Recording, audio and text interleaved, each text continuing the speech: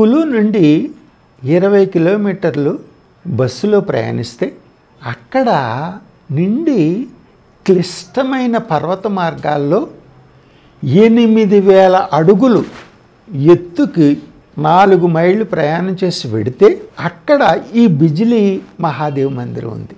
బిజిలీ అంటే విద్యుత్తు, అంటే మెరుపులు మెరిచినప్పుడు పిడుగులు పడినప్పుడు వస్తుంది చూసారా, దాన్ని బిజిలీ అంటారు వాళ్ళు.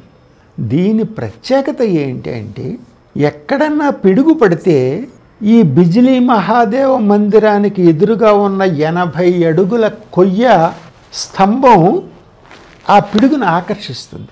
ఆ వెంటనే మందిరం లోపల ఉన్నటువంటి 5 అడుగుల ఎత్తు కలిగినటువంటి శివలింగం ముక్కలైపోతుంది. చాలా చిత్రంగా ఉంటుంది. ఆ గుమ్మం లోపలికి వెళ్ళేటప్పటికీ ఒక 6 అడుగు ఎత్తులో గుండ్రంగా ఉన్నటువంటిదే పానవట్టం, దానిపైన 5 అడుగుల ఎత్తులో పెద్ద శివలింగం ఉంటుంది. అది విరిగిన మొక్కలు కలిపినట్టు తెలుస్తుంది, కానీ ఎక్కడ ఖాళీ ఉండదు.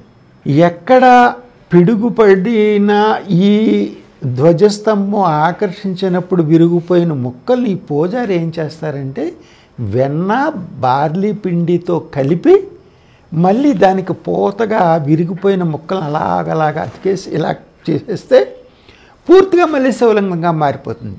విరిగిన మొక్కలు కలిపినట్టు తెలుస్తుంది, కానీ ఎక్కడ వెలితి కనిపించదు.